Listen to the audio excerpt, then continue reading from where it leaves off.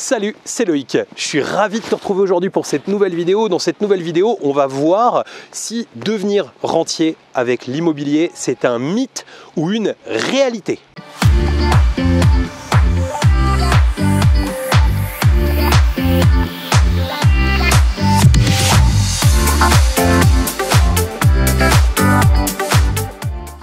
Alors juste avant de démarrer, je vais t'inviter à t'abonner à cette chaîne, à rejoindre des milliers d'investisseurs qui l'ont déjà fait. Pour ça, tu as juste besoin de cliquer sur le bouton s'abonner qui est apparu dans cette vidéo ou bien juste en dessous de la vidéo. Et surtout, n'oublie pas la petite cloche pour être prévenu à chaque fois que je publie une nouvelle vidéo. Je t'ai mis aussi un lien vers le guide de l'investissement, ce guide PDF qui te permet de pouvoir démarrer sereinement des investissements rentables. Devenir rentier immobilier, c'est quelque chose qu'on voit partout sur Internet. Il y a énormément de gens qui parlent de devenir rentier, d'investir dans l'immobilier pour pouvoir être rentier. Alors au début c'était en moins de 10 ans, en moins de 5 ans, en moins d'un an. On voit tout, acheter en 30 jours, acheter en 45 jours, acheter en 90 jours. Bref, c'est un petit peu la course. Et je voulais mettre un petit peu de clarté dans tout ça parce que devenir rentier immobilier, c'est quelque chose qui est tout à fait faisable. J'y réponds dès maintenant. Mais par contre, ça demande quand même pas mal de stratégies et souvent on a un petit peu l'impression qu'on va acheter un appartement, on va à la limite le mettre en meublé et puis hop, tout va être au carré derrière. Et les choses ne se passent pas tout à fait comme ça. On va parler de tout ça dans le détail. Alors, je vais te prendre des exemples en fait parce que je pense que c'est ce qui est le plus parlant, tu vois. Le fait de devenir rentier immobilier, c'est super cool. Ça te permet de pouvoir partir. Là, tu vois, par exemple, on est venu ici, puis je suis en train de, de te tourner quelques vidéos, de faire du ski. Je suis venu ici sur un coup de tête. C'est-à-dire que le dimanche, je me suis dit, tiens, vas-y, demain j'y vais et je suis parti. Et ça pose pas de problème. Pourquoi? Parce que j'ai pas d'impératif. Mais ça a demandé un certain cheminement. C'est pas quelque chose qui est arrivé, tu sais, du jour au lendemain. C'est-à-dire que c'est pas parce que j'ai fait un achat immobilier que je me suis retrouvé en fait avec ça dans les mains. Et surtout, il a fallu que je mette des systèmes en place. Mais c'est vrai que c'est super cool et ça donne l'envie de s'y mettre et tu as super raison de t'y mettre. Mais voilà, fais attention à la vente de rêve parce que c'est un vrai job de démarrer ça. C'est un vrai boulot en fait de mettre en place. Mais une fois que tu as mis ton système en place, que tu as mis le bon système en place, effectivement, tu es hyper libre et tu peux faire un petit peu ce que tu veux quand tu veux et ça, c'est vraiment excellent. Alors, justement, qu'est-ce qui marche pas? Ce que je vais faire, c'est que je vais te donner des exemples et tu vas tout de suite comprendre. C'est tout simplement de la logique entre ce qu'il faut faire et ce qu'il ne faut pas faire. Moi, je vois beaucoup de gens qui nous parlent, par exemple, tu vois, de meubler et qui nous disent, voilà, on fait un meublé, c'est meilleure fiscalité, c'est super et on le met en location.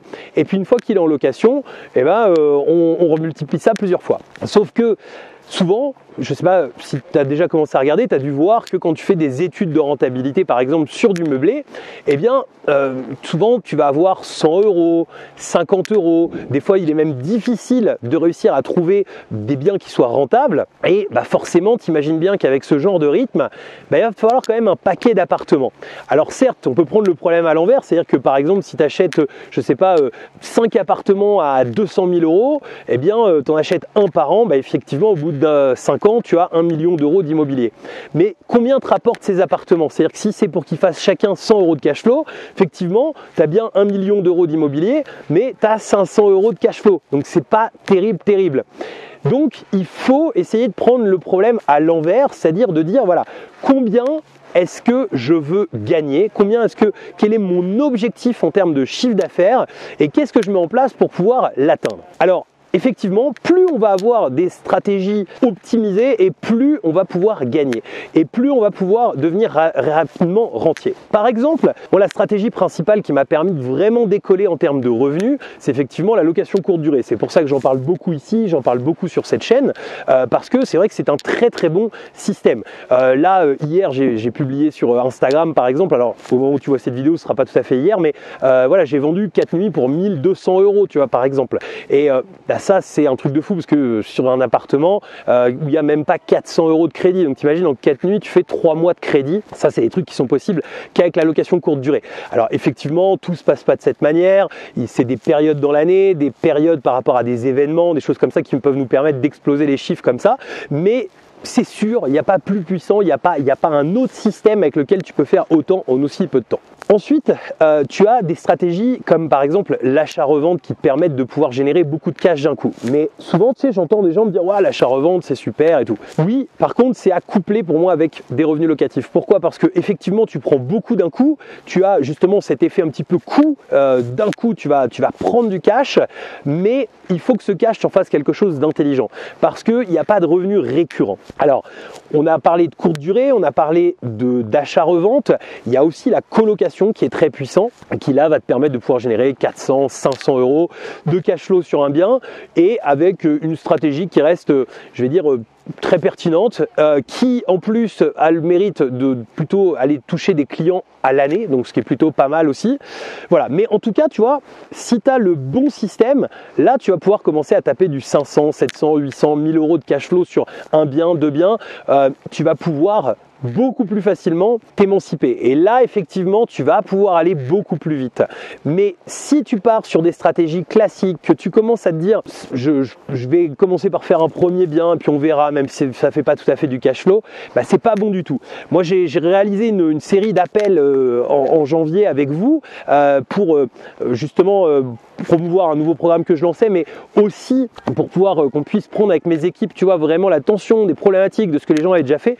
Et j'étais mais vraiment étonné du nombre de gens qui avaient déjà investi et qui avaient fait des investissements qui n'étaient pas rentables ou qui l'étaient tout juste. Et la problématique de ça, c'est que tu grilles tes cartes au fur et à mesure. C'est-à-dire qu'il faut se dire que l'investissement locatif et vis-à-vis de la banque, c'est un petit peu comme si tu joues aux cartes en fait tout simplement.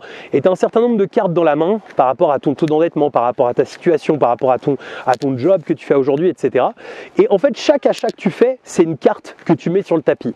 Et cette carte, il faut choisir des bonnes cartes parce que si tu n'as pas des bonnes cartes, bah, ça va être compliqué, c'est que tu risques de rapidement te bloquer. Et après, bah, il faut sortir un petit peu les rames pour pouvoir débloquer les situations pour que les banquiers acceptent de financer. Voilà, donc je t'ai donné quelques infos sur le fait de pouvoir devenir rentier en immobilier. Tu vois que c'est tout à fait possible. La seule chose, c'est qu'il faut s'orienter vers des stratégies qui permettent réellement de gagner et on va avoir un système accélérateur au départ et après on va pouvoir faire un petit peu ce qu'on veut. Mais si tu n'as pas cet accélérateur au départ, ça va être très très compliqué et là effectivement tu risques de mettre 10 ans, 15 ans ou 20 ans pour pouvoir vivre éventuellement de tes rentes. Si c'est ton objectif de vivre de l'IMO, eh bien il ne faut surtout pas utiliser ce genre de méthode. J'espère que cette vidéo t'aura plu et pour te remercier de l'avoir regardé jusqu'à la fin, je vais te mettre un bonus spécial qui sont les 5 piliers d'une location courte durée qui cartonne. La location courte durée, ça reste le meilleur moyen pour démarrer et faire rapidement de l'argent avec de l'immobilier. Je te mets également un lien pour pouvoir t'abonner à cette chaîne et un lien vers la playlist les conseils immobiliers. Je te dis à très bientôt pour de nouvelles vidéos.